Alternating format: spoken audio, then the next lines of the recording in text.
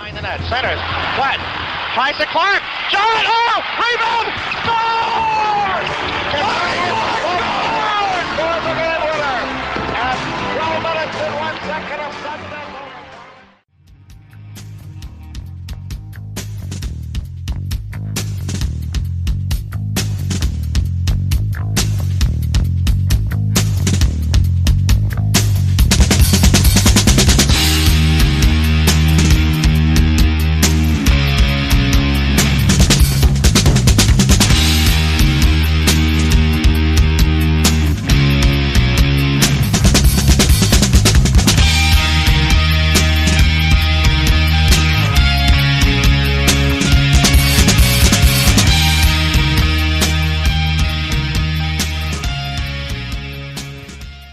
Hey everybody, it's Isaiah as PhillySportsNetwork.com and Wildfire Radio present the O&B Puckcast, episode number 52. Are the Flyers done putting their team together? Well, we'll talk about that and a few other things, quite a few other things. A pretty stacked show tonight. But first, I'm here with my partners. Chef B, how are you, man? Good. Good, great. And, of course, from National Puck, Brotherly Puck, the busiest man in podcasting, hockey anyway, Dan the Flyer fan. That's right, I am here. Yes, you are. You're full of energy as usual. As always. As always. Hey, listen, gents, real seriously, we have a special announcement. We're really happy to present to you a new contributor. He's been on the show before, but he'll be a regular contributor to our show. Every week he can make it. He has to fly in from Canada to be in our studio. Only kidding. We're all calling in. But Anthony DiMarco from the fourthperiod.com, you are now a regular on the O&B Puckcast. Welcome aboard, my friend. Thank you, guys. It is an honor, although I did have to renew my passport to commit to this show full time. But yeah, in all seriousness, I'm really happy to be doing this. Yeah, and then you'll be getting that check any day now. Believe me, it's in the mail. No, we're really happy to have Anthony with us. He provides such a national perspective, and of course, it gives us a pipeline into the rumor mill of the fourthperiod.com, and I think that's a niche that I think a lot of podcasts would love to have, and we're proud to have Anthony and everything he brings with us on the O&B Puckcast. But, gents, we got to get started here. We're going to try and keep this Flyer-centric, but there's a lot of league news going on right now. Let's hit something late-breaking and then run it back to the Flyers. Anthony, I am going to ask you about the impact of Kevin Labanc signing for $1 million with the San Jose Sharks. Kevin Labanc with not as many goals, but a very similar number of points as Travis Konecny, who's also a restricted free agent, and they were within 1 year of each other. What do you think the implications of this are for this particular player? Well, Labanc, I think it was kind of maybe a wink, nudge situation, because it's no secret that the Sharks are kind of capped out right now. And Labanc, for the most part, skated in that middle six with the Sharks, sometimes bumping from 3 to 2 in terms of the line combinations. But I think this was kind of like a show-me contract. Labanc is obviously betting on himself, but Doug Wilson has to kind of preach to his players right now. Everyone kind of has to take somewhat of a hometown discount if we're going to keep this band together. Obviously, that didn't apply to Erik Karlsson. But yeah, in terms of comparing it to Travis Konecny, I find it hard because it was such a severe discount that Labanc took. I still think the best possible comparables for Konecny are Andreas Johnsson and Kasperi Kapanen. But yeah, Isaiah, you're absolutely right. I think that the Flyers are really going to try and use Labanc's AAV contract to bring down Konechny's asking price. Yeah, just a little bit. Just kind of like if they're straddling the fence a little bit. I think you could say that's the throw out the high and throw out the low on that one. And Dan, when you think about it, getting back to the Flyers in particular, we'll hit some of the RFAs a little bit later and what that whole market looks like. Last time we were on, we had only speculated that Brian Elliott could be the choice based on something Russ Cohen had said, and sure enough, that was the case as it turned out. I've heard you offer your opinion about Brian Elliott and that choice, and I think I'm in agreement with you about how critical that position is for the team, and I'm kind of disappointed about what the Flyers did there. Yeah, disappointed is the word I would use as well.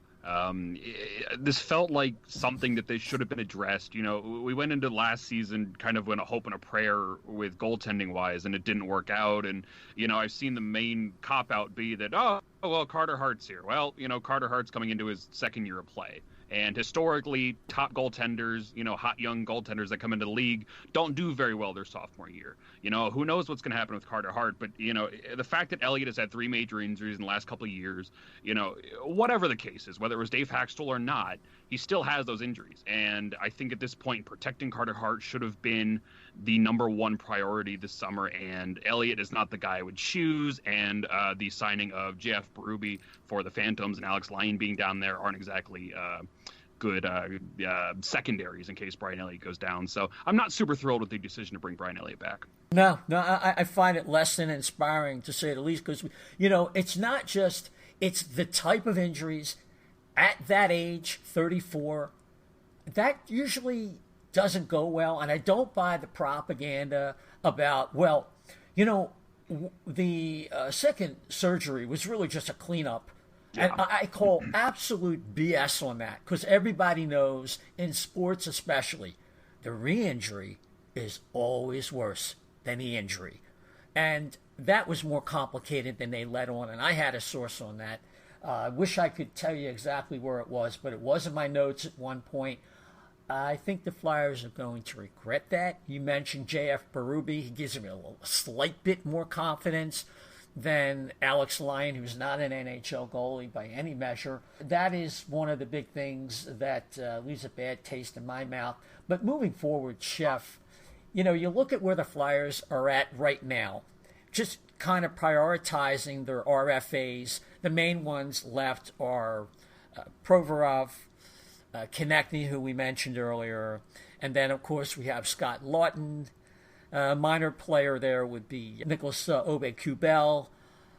And that's, you know, what they kind of want to take care of that business, and they're allotting a certain amount of space for that, so they don't get a surprise like a late offer sheet. But like, just backing off of that a little bit, where do you think the Flyers are right now, and what do you think they might do, minor move, what have you, going forward before training camp? This is really the big if, because, you know, they're tight on the cap now, and you're going to look like Dan said, you know, even I said last show, I said, I wouldn't mind trading somebody for a goaltender, even if it had to be Ghost. And I took a lot of heat for that on Twitter, and I'm fine with that.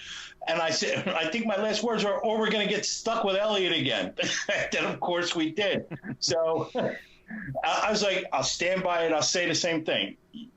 If we trade anybody, I think at this point it needs to be a solid backup goaltender. I think that's the deal. I think, yes, they will get Proby signed. I think it'll be later than sooner. I think Konechny signs before, because I think he can just see he's more energy, you know, a guy. I just think that he's going to see the writing on the wall. He's a pretty smart kid. He's going to go, all right, I'm going to get this, see, and sign with the team. But other than that, I don't think you're going to see too many surprises. The only surprise I would want to see would be that trade for a goalie, backup goalie. Yeah, I think that train's left the station, to be honest with you. I think had Chuck Fletcher waited it out a little bit, there are going to be some late exits from teams as they have to sign their RFAs, or they have to become compliant right before the season, Anthony. And that might have worked out better. I don't want to belabor the point, but I think one move that has to happen, really, they're going to have to clear out a defenseman, and I would imagine that it's probably going to be somebody like Robert Haig. What say you? Yeah, like I would assume that would be it because as of right now, if you look at that depth chart, Robert Hagan, I know much to the dismay of Dan over here, but Sam Morin are not going to be in that starting six. So something is going to have to give. I doubt the Flyers are going to carry 8 defensemen. It's rare that teams usually do that. But I think that Haig will eventually be capped them. But at the same time, like, who knows? Like, this is the dead time of year. I personally thought that they were going to look to move Haig for a bottom 6 guy. I tweeted it out around the time of the draft that I thought a deal maybe like Haig for Connor Brown in a deal with the Maple Leafs would have made a lot of sense. But at this point in time, I don't think that Ghost is on the market. Obviously, I was the one who broke the news that he had been in talks with the Canadiens, but I think much to what a lot of Flyers Twitter was referring to is that teams only wanted to buy low on him because his stock had plummeted so little. So I don't think that Fletcher will end up selling low on him. And also, based on what the Flyers added on the back end this summer in Niskanen and Braun, they added more veteran stay-at-home guys as opposed to puck movers. As opposed to if they would have added a Subban or a Carlson, Ghost would have been expendable. So, yeah, I agree, Isaiah. I think that Robert Haig is the ideal guy to shift out of the back end and to maybe be moved to clear some cap and maybe add a bottom 6 guy or maybe just a draft pick. Yeah, I mean, Haig is making $1.15 million, and the Flyers have approximately $14.9 million, practically $15 million left. But of course, allotting space for the RFAs like Provorov, Konechny, Lawton. Lawton's already filed for arbitration. I don't anticipate an issue there. So, I mean, and that, Dan, that brings me to like kind of looking at what the Flyers are doing from like 30,000 feet out. You know, if barring a major shift, like if Fletcher sees an opportunity to do something because another team miscalculates or is capped out or a trade comes up, you know, the way it looks right now, I should say, except for Hayes, the Flyers really are very conservative in their moves. And it's almost like, and I think I might have said this last time, they had the offseason this year that you would have thought they had last year. But just adding short-term guys, Hayes is the guy who fills in the second-line center hole, and they're really counting on kids for the most amount of improvement in this roster. Yeah, you know, they didn't grab anybody flashy this year. You know, they filled a need with the 2C and penalty killing of Kevin Hayes, and then they brought in a couple, you know, veteran defensemen that can provide good veteran presence to the players, not somebody like Andrew McDonald. And, you know, they addressed the needs without being super flashy, and they spent a lot of cap to do it. But, you know, with obviously Kevin Hayes is going to hamstring them long term here, but you know, Niskanen and Braun are going to be here for, you know, Braun's here for 1 year, Niskanen's here for 2, and it helps them in the short term and doesn't hurt them too long in the long term. They mainly kept a core together that once Dave Haxtell was fired played very, very well. So there is a lot to build off here, and they are counting on guys like Lindblom and Patrick and Konechny to continue to improve and grow, and Sanheim and Myers in the back end to carry a lot of the weight moving forward. Yeah, absolutely. And you know, Chef, something that I picked up on also in Fletcher's quotes in some of the articles, some fine work done by some of the beat writers like Dave Isaac and also by Bill Meltzer as usual. He talked about how he also had a better room. He feels like he's got a better room, and how Kevin Hayes was kind of like a sop or a concession to something that Alain Vigneault wanted as part of the whole package. Yeah, I mean, I can't attest to all that. I can only say that I do agree a little bit that, you know, you have to concede some stuff to your coach. I mean, in the environment, I guess, that you're trying to create in the locker room, I mean, they did do a lot. I mean, whether or not we think they're great moves or whatever, the pieces got to fit together. So if he's saying he conceded stuff to the coach, that's a pretty smart guy. I mean, he's the one that's going to have to deal with the team on a daily basis. And if it fits the need, it fits the need. Yeah. I think he knows what he's looking for in his locker room, and by he, I'm obviously referring to Alain Vigneault. But, Anthony, I just want to shift the gears a little bit toward a deeper analysis of what the alternatives were for the Flyers, something we talked about last week. Bill Meltzer wrote an extended piece about why the Flyers wanted Kevin Hayes. He talked a lot about his two-way play, the penalty killing duty that he'll handle as a primary, taking a lot of hard minutes away from Couturier and mainly Claude Giroux, and making that case.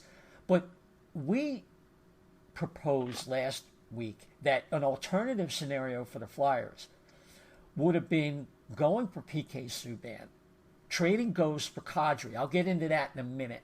And, leaving Hayes and Braun out of the equation.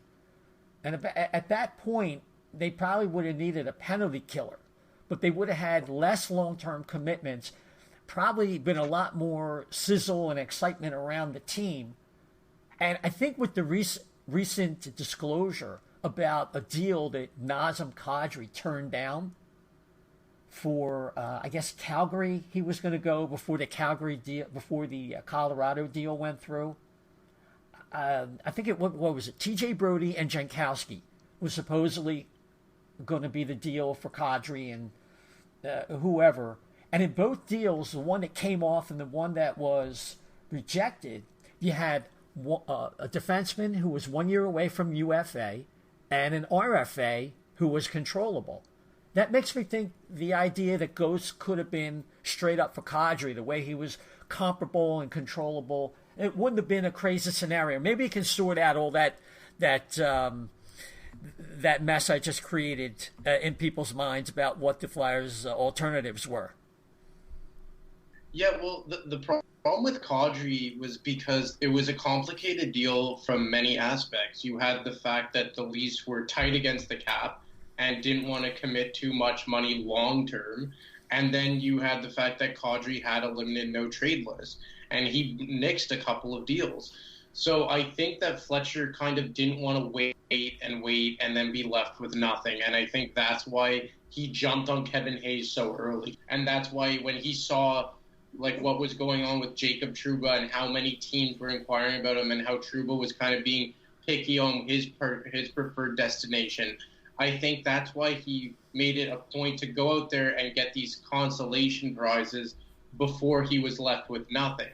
And I think that also relays to what happened with Brian Elliott. I think they reached out to Cam Talbot. He wanted nothing to do with them. McElhaney was the most highly sought-after backup goaltender, and he chose to chase winning as opposed to money signing in Tampa Bay. Mike Smith stayed local and just shifted across the province of Alberta.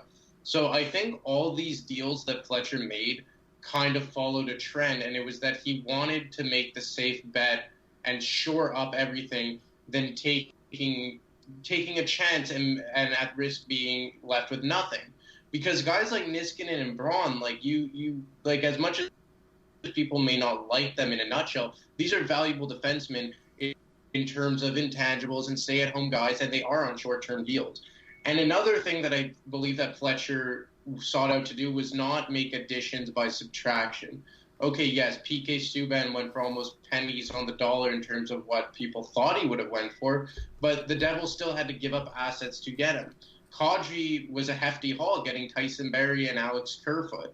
And I think a similar deal, I don't think it could have potentially gone just Ghost for Kadri. I think it may have had to have potentially been a Lawton and Ghost for Kadri, and the defenseman, I think his name is slipping my mind right now.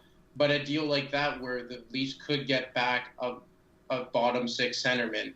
So I think just at the sheer fact that Fletcher may have been afraid of losing out and being left with nothing heading into a summer that the Flyers absolutely had to make additions, I think he just made the safe picks and went for guys like Braun, Niskanen, and Hayes. Right. Let me clean up some of that. You made a lot of references and with some information people want to have. Kerfoot ended up signing a contract with the Maple Leafs at 3.5. So I think that that the dollars could have worked out with Ghost. It's just a matter of what, like you said, what else would have needed to come back. I personally still think it could have been straight up because Ghost is controllable for, what is it, 3 more years? But, that's hard to say. But, and also you're right about Talbot was the first choice, apparently, of the Flyers, and he wanted to chase down a starting job. So he's going to be a 1A or a 1B with Riddick in Calgary, I believe. So that's also to be factored in. And, they probably wanted McElhinney, who played 30 games and very well in the playoffs. But like you said, Anthony, he was chasing being a winner at his age. I think he's 37 now? So... yeah. So Dan, there you go. I mean, I agree with Anthony that he went with safe moves, Chuck Fletcher, and the Flyers are what they are right now, which, in your opinion, is what relative to playoffs? Man, there's a part of me that wants to believe, I'm still a Flyers fan at heart, and I want to believe that they're going to be successful every year, but at this point I'm so hesitant to believe that this team has any kind of power in them to do anything, but, thank Ron Hextall for that, but I don't know, it really depends on, I think, what Kevin Hayes does for the team. If he continues to improve and be a solid force, either on the second or third line, he's going to be fine, and they have a chance. Injuries are there. If the goaltending stays healthy, which is the big question at this point, you're relying a lot on these kids to bounce back and to continue to grow. If they can do that, they're fine. There's a lot of what ifs, and maybe that's going to bite them in the butt later this year that they didn't go out and land somebody big this summer. But they did address their needs, which you have to really tip your hat to Chuck Fletcher for doing it. He kind of did it a little recklessly with the Kevin Hayes contract. But overall, I think the team is better. I just don't know where they fit in terms of the playoff picture because quite a few teams in the East got better as well. Yeah, and that leads us right to where we're going to go next. As you look, the Flyers were as mediocre as you could be, 37-8, 82 points. You would think they're probably going to have to improve by 15 points. Chef, the Flyers are a 97-point team next year. And let me see, would that have made it last year? No. 98 was the qualifier. So I don't know if that's going to be the case this year, but, I'll leave the question to you. It remains the same. Well, I if you had to nail me down to how many points I think I agree with Dan, and probably you would agree too. I think they did get better. They addressed our needs. Is it a 12-point push to get into the playoffs, considering what New York has done? And a couple got better, a couple got a couple are meh. So I say 96 points, but I don't think that gets you in. That would be a disaster for Chuck Fletcher. Anthony, you know what we're going to do? We're going to go around and we're going to look first at a couple of teams that just missed the playoffs, and we're going to assess, knowing that things can change. It's July the 8th, and there's still, like we talked about earlier, some dramatic changes. And Montreal, of course, tried an offer sheet on Sebastian Aho, and maybe we can comment about that initially. It's like the worst offer sheet attempt.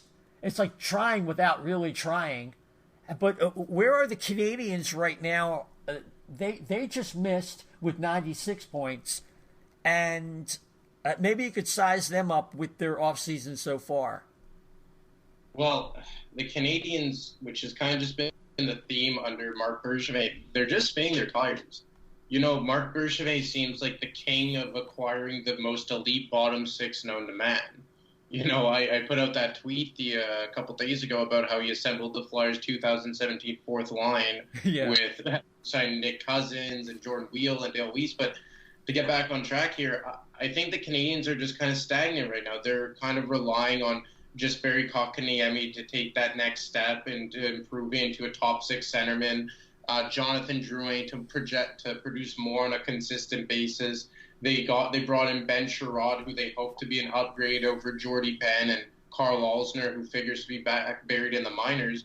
But, aside from that Sebastian Aho offer sheet that I don't think anyone expected Carolina to not match, they just did more of the same.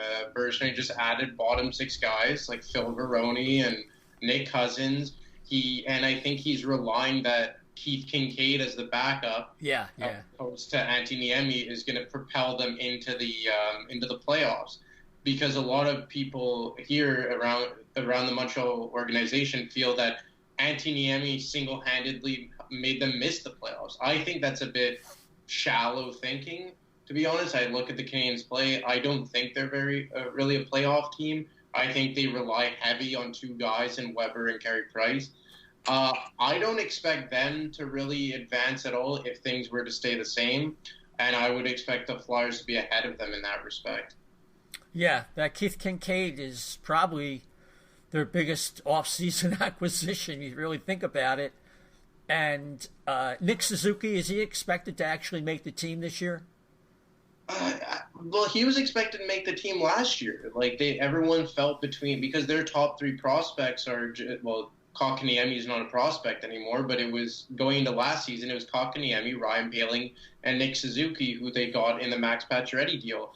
But I don't know. I think the size of Suzuki kind of poses a problem. I don't really expect him to make the team. I think Ryan Poehling actually has a better shot of making the team.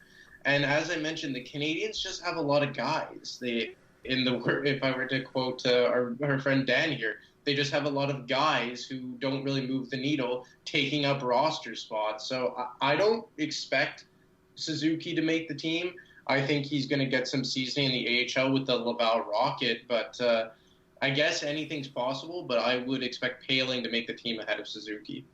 All right, and I think they call him Jags, just a guy. Some people call him that, Jags.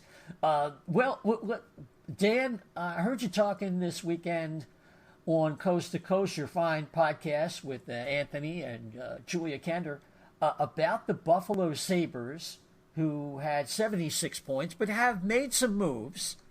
They, they added, and I'm looking this, I think they added Jimmy Vesey, and they signed, didn't they sign Marcus Johansson? Yeah. He got signed for a 2-year at $4.5 million. There's still a big question mark in goal, and there's still rumors that they could move on from Rasmus Ristolainen, who analytically flat out stinks. And I hear some things locally that his attitude is right there with his analytics. But maybe you could tell me if you think they've done enough so far that they could make a move and be a threat. The thing about the Sabres is every year for the past couple of years, we've said that this is their time, and they came out of the gate strong last year. They won, almost 11, or whatever it was, 9 out of their 11 games in November, and they were playing really well and looking good. And then after the Christmas, they just completely fell off a cliff and never really were able to regain it. You're looking at their roster here, they don't have a whole lot of depth, but they did kind of address that with Vesey and Johansson. Their goaltending is flat out baffling with Carter Hutton and Linus Ullmark duo. Their defense is nothing special, but they should be able to get the job done. I just, if they cannot full out collapse, they should be, at least a name that you can probably throw in the wild card hunt. They finished with 76 points. The Flyers had 82. So, it wasn't that far off at the end of the day. And if they can, kind of get all the pieces moving and, not rely solely on Jack Eichel and Jeff Skinner to carry the weight, they may be a pretty dangerous team. Yeah, well, they also added Colin Miller, so all fall down. The rest of the Atlantic Division just make way for Colin Miller, who's a very sheltered offensive defenseman, who I think is actually pretty ideal as a third pair guy. But, Chef, I'm not worried about Detroit or Ottawa suddenly rattling the cage in the Atlantic Division or Eastern Conference for that matter. But we should also take a look at what the New Jersey Devils did. And, of course, they had some high-profile moves. the first thing that comes to mind is making the big play for Subban. They got him for basically peanuts, and they lucked out in the Jack Hughes sweepstakes. They added Wayne Simmons for 1 year at $5 million. They move on from Keith Kincaid and now have Mackenzie Blackwood as their full-time starter, who might actually split a lot of time with Corey Schneider, depending on how Corey is playing. He went through a dry spell. So maybe you could size up what you think of the Devils. They were 72 points last year, but the year prior, they were a really fast, fun playoff team. Wow. I mean, first of all, Wayne Simmons, you broke my heart. But I just wanted him to go to a different conference just so I could see him and be happy when he came back maybe once a year, twice a year. I didn't want to see him this much because, it's always that thing. When you trade them, they get better. You know what I mean? Or you lose them, they get better. They go to somewhere else, they get better. And it always bites you in the ass. But I think the actual Devils are going to be pretty good this year. I don't know if Hughes makes the team right off the bat, like a lot of people say. I think he's got a great shot at it because, of all the kids out there, I guess he's got the best shot. But they're not as – they got better and they got – I don't know if you said – how you said they were faster. I think they just got solid. I think they did what the Flyers should have done. They shored up a lot more, I think, than well, I guess they did the same. I mean, it's a tough one because this one is we're going to see how much because we play him so much, I guess. Yeah, I mean, I think Jack Hughes is going to make the league. I mean, it might start him off at left wing. I still think he can be a 45, 55-point player. He's really dynamic, and he has a skill set that exceeds that of Nico Hischier, who didn't exactly advance, but he didn't sputter out of the gate like someone else we know. But, I think they were a fast, fun team a couple years ago, and I think it's more of the same. A lot of it has to do with PK Subban and how much he's regressed, and of course what kind of goaltending they get. But we never seem to be able to beat them anyway. They might go from 72 points to 85, and that's still not going to be enough. So we'll have to, obviously they have holes in their lineup. So, Anthony, you get the fun assignment of assessing what kind of threat that the New York Rangers pose to the Flyers, and I'll help you out. I think you probably know off the top of your head the kind of acquisitions they made. Obviously, Kako, they won the Artemi Panarin sweepstakes. That's a big deal. They might have to move on from Chris Kreider. We'll have to take a look at how that works out. They also got Jacob Trouba in a trade from Winnipeg, and they did him and his agent did a great job playing the whole league like a fiddle because he wanted to go to the Rangers. We talked about that last time. But a lot of people are overlooking the addition of Adam Fox, a pro-ready defenseman who should be on their third pair and be a valuable member. So size up the New York Rangers, who last year had 78 points, and tell us what kind of advancement you think they could be in for. And Jeff Gordon really showed Ron Hextall how to do a rebuild, eh? Oh, boy, did he ever. Comparing, we're in the Flyers' 6th year of what would have been the rebuild, and now Jeff Gordon, it's not even 2 years. But go ahead, yeah. Yeah, so, you look at the additions, and they just made, a bunch of sexy picks, pickups, rather. They land the biggest fish in the pond, Artemi Panarin. They get Jacob Trouba, although, as you mentioned, it seemed like he strong-armed his agent into getting him there. They get Capo Kako, who seems like the most NHL-ready player from this year's draft class. They get Adam Fox from the Carolina Hurricanes, a stud defenseman coming out of the NCAA. So you look at their team, and they just have a bunch of prospects and with high ceilings, like Elias Anderson, Brett Howden, Vitaly Kravtsov, Philip Hedl. But I think a lot of their success depends on how these kids advance. So I'm not willing to say right off the bat, this team is going to be a bunch of studs and they're going to battle for the top of the Metro, because I still look down the middle of the ice for them. Mika Zibanejad, Ryan Strome, a couple guys who never really fulfilled expectations. I'd like to see how they do as being the 1-2 punch in New York. Obviously, Zibanejad really did elevate his game this past season, but I would like to see how they match up against the big titans of at center ice on other teams. But then, it also depends on guys like Howden and Hedel, who project to be their 3 and 4 centermen. They obviously have the king in net, so the potential is there. They have a good defense, a mix of young and veterans on that back end. Up front, there's a lot of star power with Artemi Panarin and some proven guys like Chris Kreider.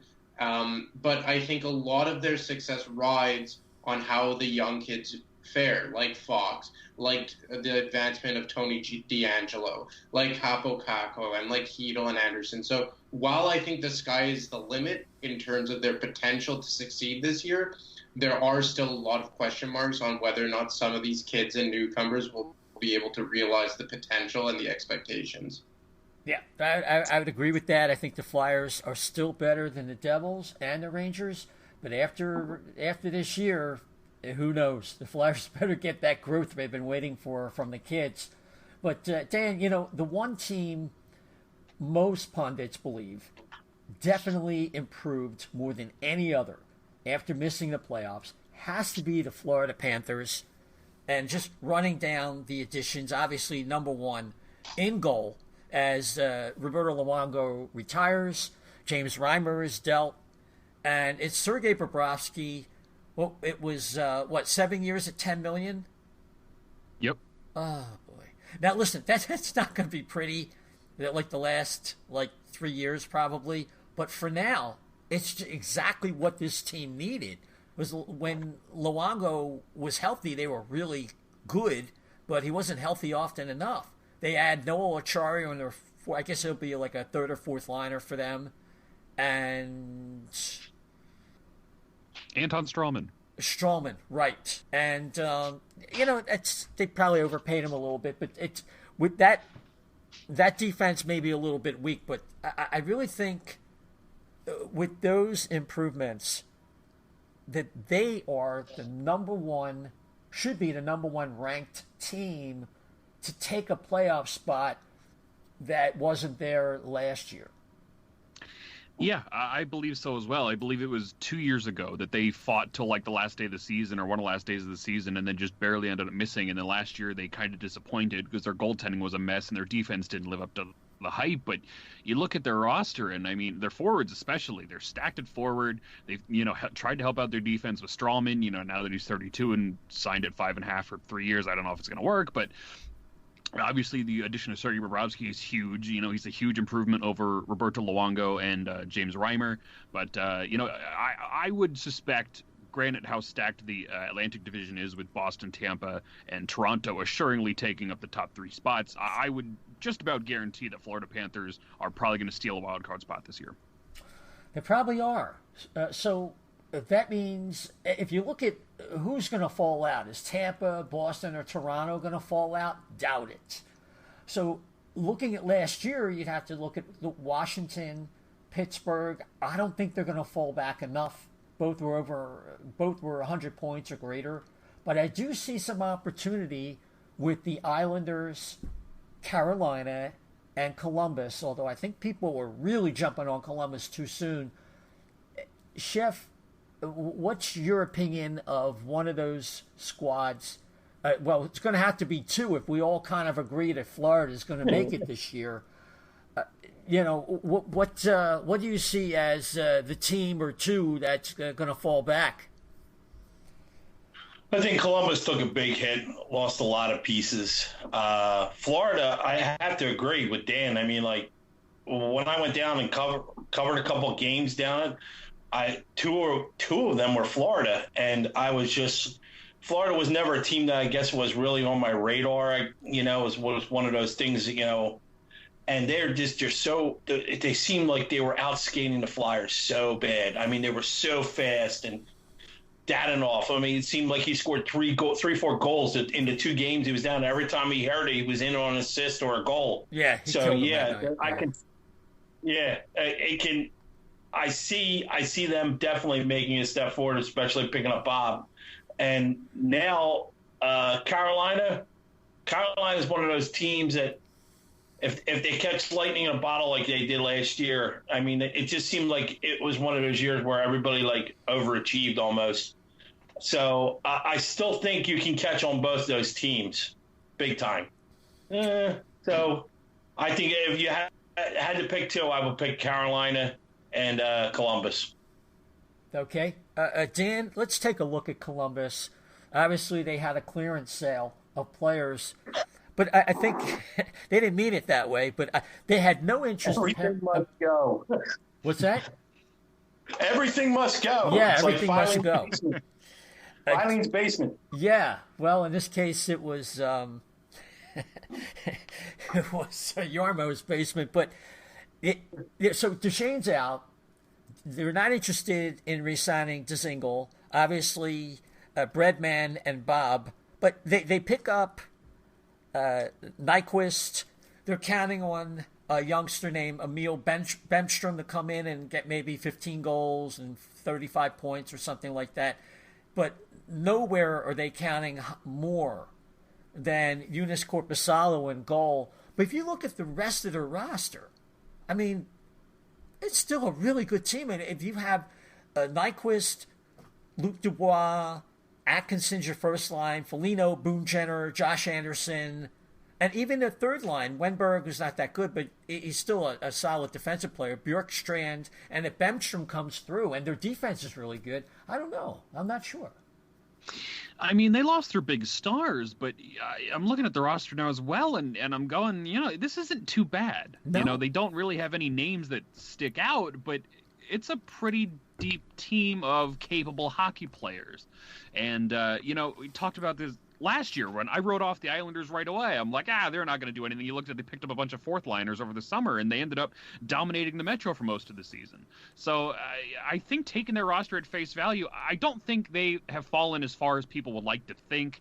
I know they did have a couple bad seasons last year from some of their players that they count on. So if they can bounce back, I mean, I think they're still going to be in the shuffle. I don't know if they're going to be a playoff team, but I definitely think that they're going to, at least have their hand in the race for most of the season. Yeah. Yeah. And Anthony, you look at Carolina, and I think they had some under-the-radar losses. They lost McElhinney, who played very good in 30 games for them. And again, like I mentioned earlier, in the playoffs, he actually had better numbers than Mrazek. And now Mrazek has the spotlight and hasn't really done that well over the last several seasons. And backing him up is James Reimer. And on top of that, they lose their goalie coach, who's very, well regarded. Calvin DeHaan. What's that? Calvin DeHaan. Oh, they lost Calvin DeHaan, and that reminds me, they also lost, they're probably not expected to re-sign Michael Furlan. So there are some tangible losses there. How do you assess Carolina? Because, analytically, they've been doing pretty well for several years, and while many people think they caught lightning in a bottle, others thought it was just a matter of time because they were playing the right way. Yeah, and I'm going to say something, and I don't want to discount what they did, but I think Carolina benefited greatly from a lot of teams who were projected to be playoff teams not living up to expectations, like the Flyers and the Florida Panthers and the Buffalo Sabres. Those were all teams that a lot of experts predicted to be in the thick of the playoff race, who just either came on too late or fell off a cliff halfway through the season or what have you. And the Hurricanes did not make any great pickups this summer. They lost DeHaan, they lost McElhinney, like you mentioned. Justin Williams, their captain, who was apparently the engine emotionally for that team, his future's still up in the air. Right. So, yeah, they do have some good prospects, especially on the back end, and Jake Bean and Hayden Fleury, who can step in for DeHaan. But they just regressed, in my opinion. I think that going from McElhinney to Reimer is a downgrade. DeHaan's exit will hurt them undoubtedly. They added Eric Holla, which should help in the depth in a depth role. But and again, I don't want to discount what they did, but it just kind of seemed like a perfect storm for them. What they did, maybe they caught a Washington team that was a bit burnt out, that didn't really play too well. And just with what the other teams behind them have done, like The Rangers vastly improve. The Flyers vastly improve. The Sabres continue to add. The Montreal Canadiens could come back, and they narrowly missed the playoffs, as is the Florida Panthers, as we just touched on, are arguably the most improved team. So I can't see how the Hurricanes could potentially have the same kind of successful season based on what teams who just finished behind them and just missed the playoffs have done this offseason. Yeah, I agree with that. The other thing is they seem to have like an ace up their sleeve. Because if a team like Winnipeg, which has really been stripped out of D-men, comes calling for one of their right-handed D-men, and they could get a guy like Nikolai Ehlers and put him in the lineup, I mean, that could be a game changer for them if they could afford to bring up one of the kids that they still have in their system to take the place of the defenseman. Then all of a sudden they have a lot more firepower. Yeah, of course. And that's the thing, is that they have so many chips to play with. You know, they have like an endless supply of defensemen who are constantly on the way, and that's what made them able to move on from a guy like DeHaan. And they have what seems to be a plethora of right-shot defensemen, which are at a premium in the NHL. And like you mentioned, a team like the Winnipeg Jets, who lost Myers and Trouba, could come calling. But it seems as though that Falk is the guy that they would want to move out, but other teams would be more interested in a guy like Pesce or Dougie Hamilton. I don't know if they want to move over, especially with the cost certainty that Brett Pesce brings. But yeah, they have a lot of pieces. I thought that they would have been a big player in the RFA potential offer sheet market, even though it was kind of ironic how their player was the one that got offer sheeted. But we also have to remember the Carolina Hurricanes are a budget team, and they count every single dollar. So you got to think that every dollar coming in and coming out will be taken into account, and maybe they don't want to move on from guys who they have locked down to good contracts like Brett Pesce. But from a simple roster and tangible standpoint, they do have a lot of chips to play with, and Don Waddell could get creative if the finances permit him to. Yeah, there's no doubt. I mean, like you were saying with Jake Bean or Hayden Fleury, if they're ready to make a move with somebody like Falk, they could improve dramatically. They're not the only team that could do that. But Dan, let's move on to the Islanders. Obviously, they struck out with Brett. They didn't get Breadman, and I know Panarin's a guy they really wanted. They made a curious move from Robin Leonard, who I think they would want to keep, but they moved to Varlamov, and you got to think they're like an X factor, another team that could try and strike big later on here, and we could have one opinion of them now and then be totally the opposite later on. Yeah, I think X factor is the perfect way to describe it. You know, last year at this time, I had them written off completely. You know, they added Cal Clutterbuck and Cizikas and Komarov and Matt Martin. And it's like, what are they doing? They're just adding a bunch of fourth-liners. And, you know, then they got a stellar performance from Lanier, and Barry Trotz came in and did a lot for the team. And they ended up dominating the Metro for most of the year. Then they ended up losing it to the Caps at the end of the year. But the point being is they were very strong given a relatively weak roster, especially a team that was reeling from the loss of John Tavares, and they managed to pull it together. You know, I don't know what Varlamov is going to bring that Robin Lanier didn't. I don't know if they're shooting for the stars here. You know, he does have a bit of an injury history, and he's already 31 years old, so who knows if he can keep that pace up, especially for 4 more years. But I don't know. I don't want to write him off because I did it last year, and they ended up dominating. I think that, you know, going back to the Metro in general, I think that they're just another one of these teams that could very well be a competitive team this year. Yeah, I mean, the word is that Varlamov would play a lot nicer with their top goalie prospect. Is it Ilya Sorokin? Who yes. is more or less considered a shoo-in to be a really good NHL player. You never know until they get over here. But so that might have been part of it. But there's no doubt that is a downgrade. Varlamov has hurt a lot, like you talked about. It's going to be really interesting to see how things go. But I think we've identified the Islanders, Carolina, Columbus as 3 teams, and really for 2 spots, because Florida's going to get one of them. One of those 3 teams is going to have to really fall back for the Flyers to make it, and I don't know. I think the Flyers are definitely better, but they're going to have more competition on a nightly basis. And it'll be interesting to see whether the Flyers, coaching staff and some of the other things and internal growth, which is so hard to measure, Chef, that, that's going to be good enough. And it kind of brings us back to the beginning of the show. Yeah, I'll tell you what, though. I like the one thing that Fletcher kind of alluded to, but didn't allude to. He kind of said it in a nice roundabout way. So we really believe in our prospects. It's time. I mean, they need to put up. They need to show that they grow. I mean, you need to have a good year out of Nolan Patrick. They need to have a better year out of Connect. They need to show that they're growing. And I like how he kind of called out the players, but in a nice way, saying that he believes in them. He believes. I believe that our prospects are going to get better. I believe that our young players have a lot to contribute to, and they're part of us growing as a team. So I think that, and they got a new coach too. And I'll go back to Dan and the Islanders there. Don't discount what a good coach and a change can do for a team. It showed you. It showed you what it did in the Isle last year. I mean, they came out. Trotz did a hell of a job, and when they lost their main guy, and I just think that maybe the Flyers can kind of pole vault a little bit on that and take a new attitude into the season with new coach and the growth of the kids. I think that's going to be the key. Yeah, there's no doubt, though. It brings me back to the gamble on Carter Hart. Is Carter Hart really ready to play 50 games?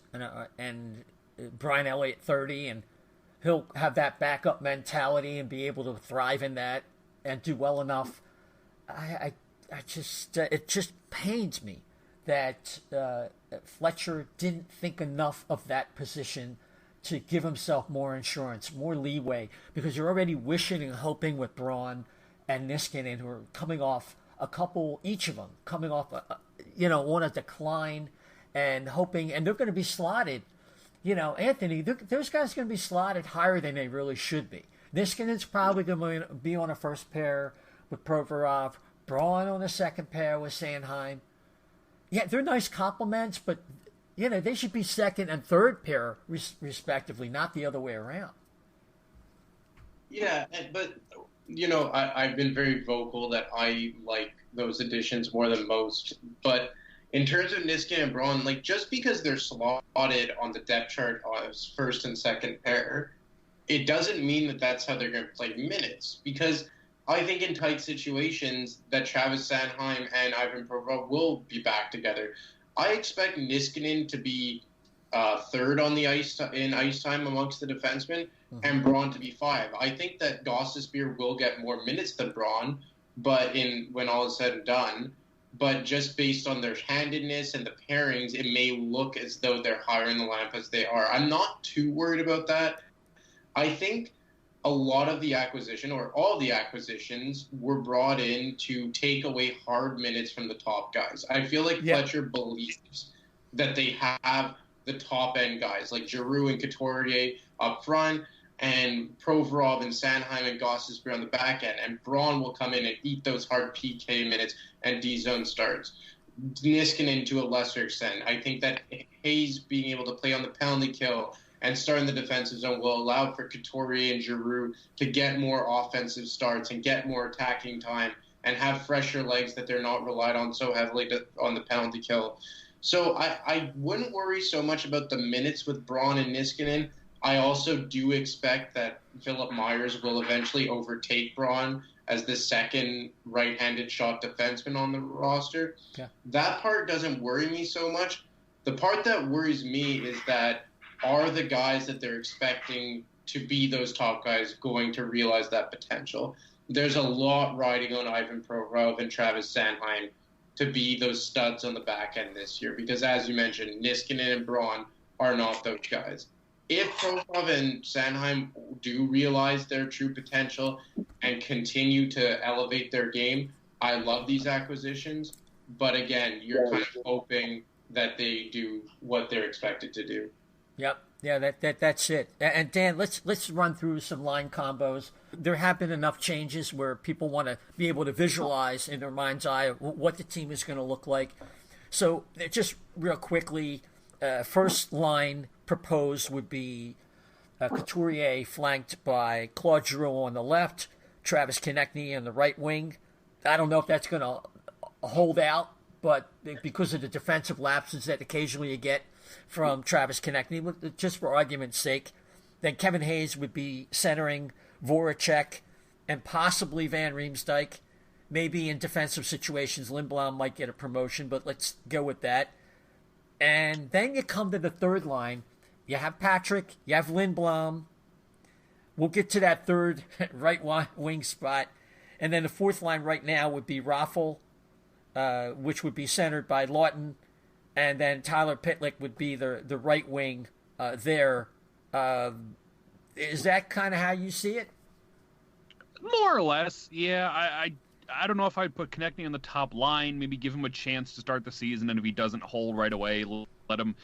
I think he played much better at the end of the year when he was demoted to the second and third lines and kind of got a chance to not focus on having to score so much and kind of play his game. But yeah, overall, that's more or less what I expect the team to look like. I had somebody with the audacity on Twitter the other day to claim that the Hayes, Van Riemsdyk, Voracek line is the new Legion of Doom, and I almost lost my mind because I don't think it's going to happen. But, in theory, this is a pretty decent roster, especially in the forwards. And, again, if all the pieces kind of fall together, if all the puzzle pieces come together, they should have a chance to be competitive this year.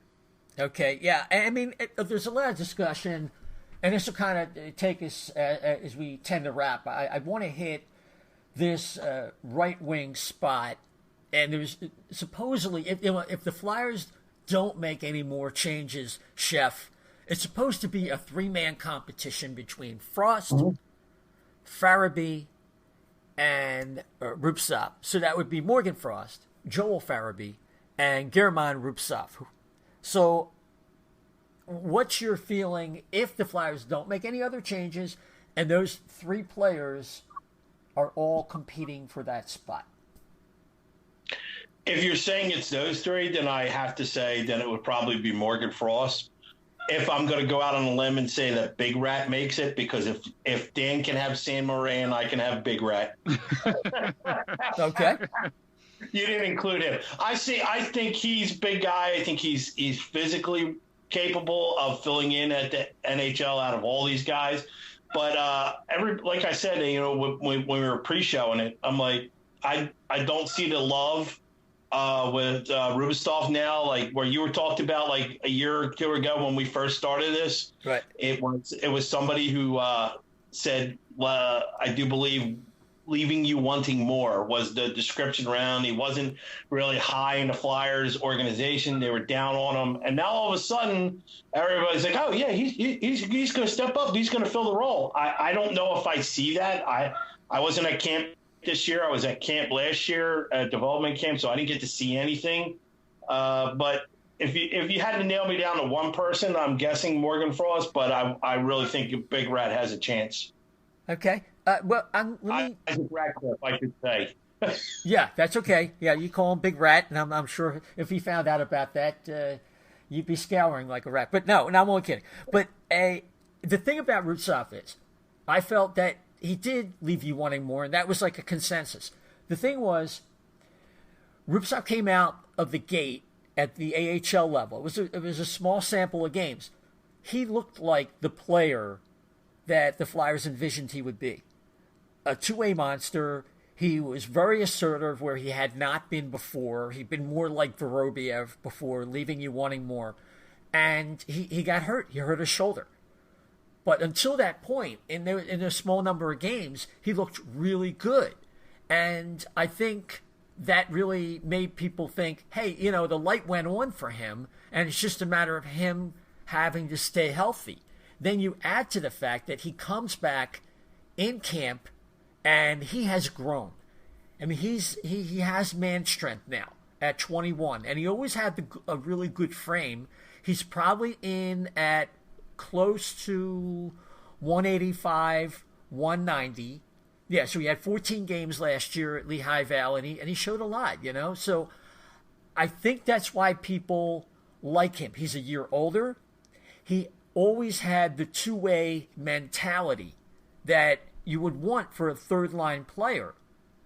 And that is also very important. Plus, being a center, having played center before, he would be able to more easily adapt playing an off wing, and he had the skill set to do it. I think you could say a lot of the same things about Morgan Frost. And then, then comes the issue of whether you want to maybe have Lindblom on the right side. I know one of our followers, Mikey D, O&B, had talked about why not just move Lindblom over if one of either Frost or somebody else is on the other side. Did Lindblom play right wing for a little bit too? I think. Yeah, he played right wing in the SHL, but again, playing it in the SHL versus the NHL, I mean, it's not impossible. It's not crazy, but anybody who's played center is probably, and Anthony, you could kind of chime in on this.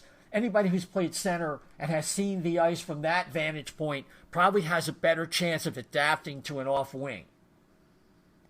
Yeah, I agree. And I think that's, you could see kind of like Claude Giroux, how he adapted so well when he shifted to the left side. Or when Scott Lawton has been able to be so versatile on either wing, and I think is a more effective player on the wing than he is at center. And to kind of piggyback on what you guys were just talking about Rubtsov, I think he does have the best shot to make this team because, as I mentioned before, I think Fletcher's big thing here is adding guys to take hard minutes away from the top end guys. Yep. And I could see Rubtsov making it in a fourth line center role between guys like Pitlick and Raffle, and then maybe be able to utilize Lawton on the third line on a wing, potentially on the right side, or maybe Lindblom plays on the right side and Lawton were to play on the left. But I think that it's all about maximizing what they currently have on the roster, because I think Scott Lawton in a fourth line role isn't nearly as effective, a fourth line center role, I may add, nearly as effective as he would be in a higher role, higher up the depth chart on the wing. And if you were to bring in a guy like Frost or Farabee right off the bat, they couldn't just take those hard defensive minutes away like a guy like Rubtsov maybe could. Right. So that's why I would think that having a guy like Rubtsov make the team would help the guys upper on the depth chart like Giroux and like Hayes and like Couturier. And it was almost like a trickle down effect, if you guys know what I mean. Yeah, absolutely. I mean, it's if you can save your best players for the most critical situations, especially if they have offensive ability, by grinding away at that a little bit and getting a bigger bite from guys like Hayes and maybe even Rubtsov, who definitely could play some of those mins, it would make a big difference. I don't think there's any doubt. So yeah. And I think that's just been the theme with what Fletcher went in. And I think when he analyzed this team, he realized that they have a lot of top-end pieces, but they just did not have a good supporting cast. And that's been kind of this theme since they moved on from a lot of their old core. Like when they moved on from guys like, I don't know, like Braden Coburn or Mark Streit, or obviously Dan Briere was a long time ago, but a lot of guys who would help support the top-end guys. And they just flushed out all these veterans and just left the kids to fill that supporting cast role. And it's really hampered on guys like Voracek and Giroux and maybe now Couturier, that he is a focal point of the offense. So I think if you were to throw in a guy like Frost or Farabee, who are more power play guys or offensive guys, they couldn't take away those much-needed defensive minutes from the upper echelon guys. Yeah, no, I agree with that. And I predict that with that third-line spot, somebody's going to get a look, but they're not going to stick, and the Flyers will end up going, maybe elevating Lawton, and Nick Aube-Kubel will actually have a fourth-line spot there, because Pitlick can play center, and I don't think the Flyers want to rush guys like Frost, Farabee, who definitely need more physical maturity.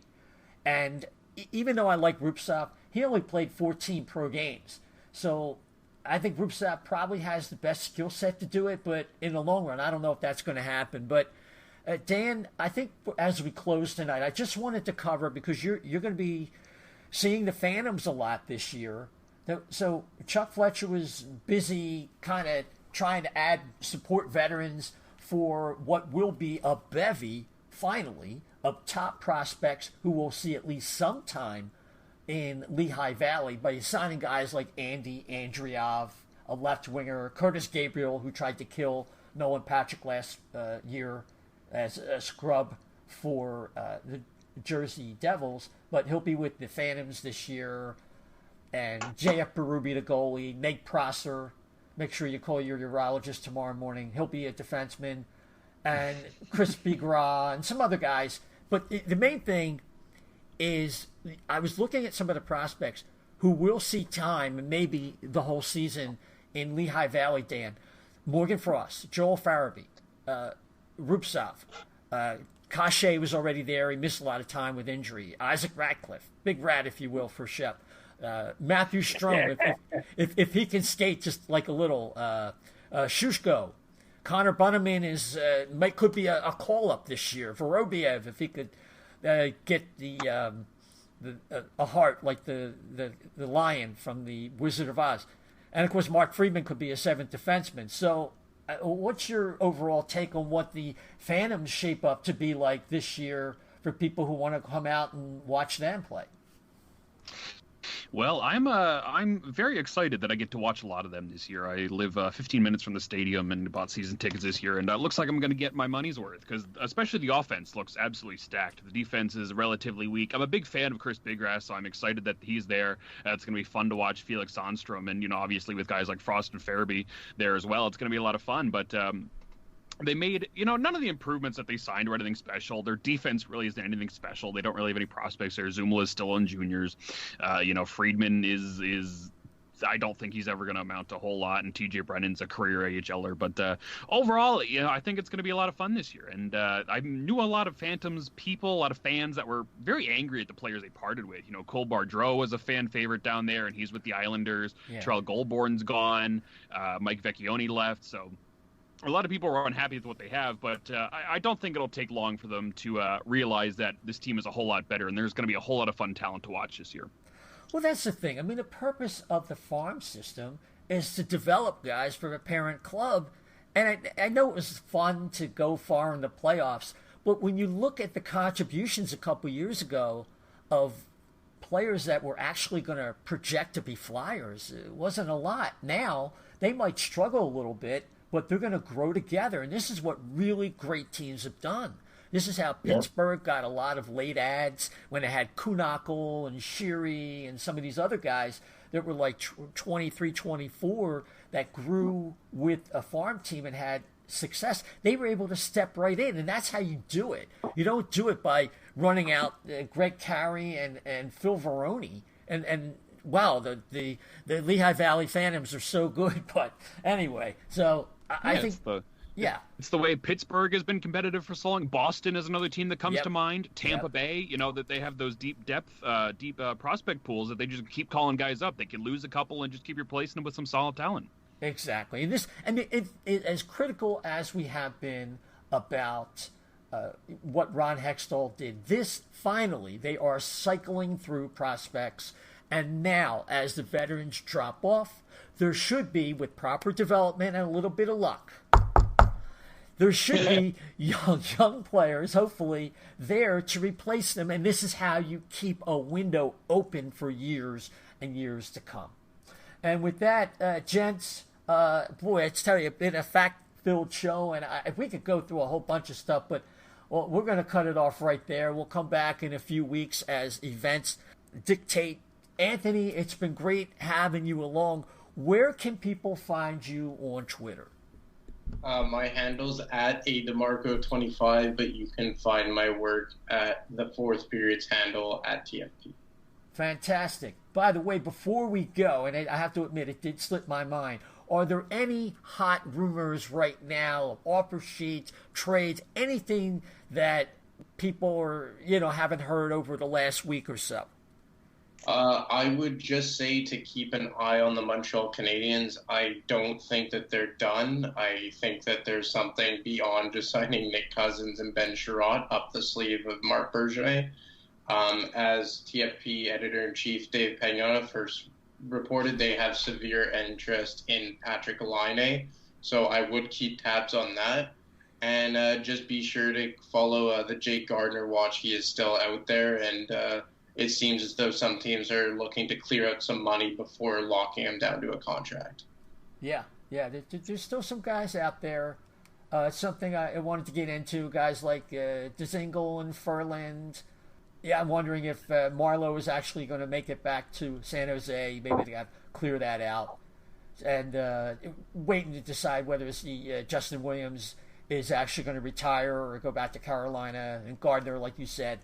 And that's pretty much the rest of what's out there in terms of free agents. And then there's trades, like you were saying. Watch out for Montreal.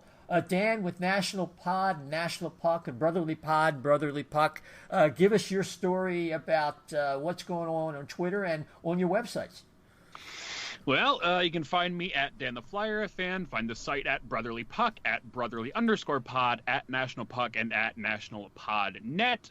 The summer series have returned now permanently for the summer. Top 5 every Monday. History of Flyers jersey number every Wednesday, and the abbreviated history of series every Friday. And I have just decided to bring back the favorite How They Became a Flyer series, which will be on Tuesdays.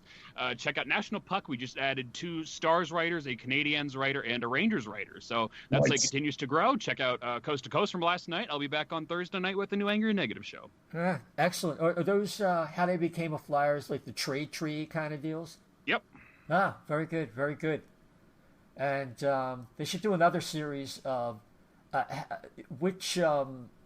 teams ruined players. Because I was looking at a list of free agents. Lucas Spiza is that classic case of a guy who just got ruined because the Flyers had to play him on wing when he wasn't even ready for the league. But anyway, that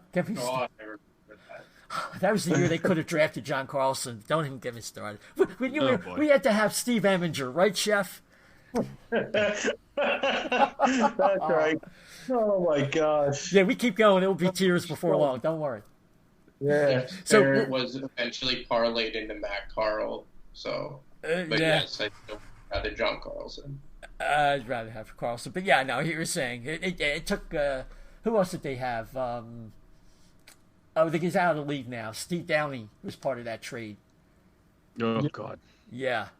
They got him back in 2013. Yeah, and he flashed for about 10 days, and then that was it. He was pretty much done. But that's Flyers history for you. Chef, where can people find you on Twitter? What do you want people to know? Well, all right. I'm at Chef to the Left B at Twitter. But today's not about me. Today is happy birthday to Mrs. Chef. So after we're done this, we're going to go have cake and ice cream. So that's fantastic. And pass along my birthday wishes to her for that. And I'm Isaiah. I can be found on Twitter at Isaiah, ISAIAH _520, Isaiah _520. And of course, you can follow the O&B Puckcast at O&B Puck, at O&B Puck. And we're on so many formats. We're on iTunes, SoundCloud, iHeartRadio, Spotify. Everybody likes Spotify these days.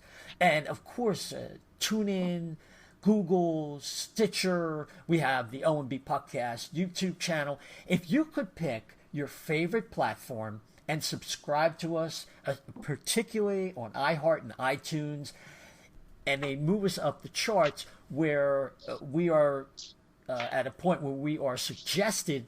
And once you get on that suggested list, your ratings really go up, and that really helps the show. And speaking of ratings, if you could rate along with subscribing, give us a review at your convenience, hopefully a good one. We really appreciate it. So until next time, everybody, take care and have a good night.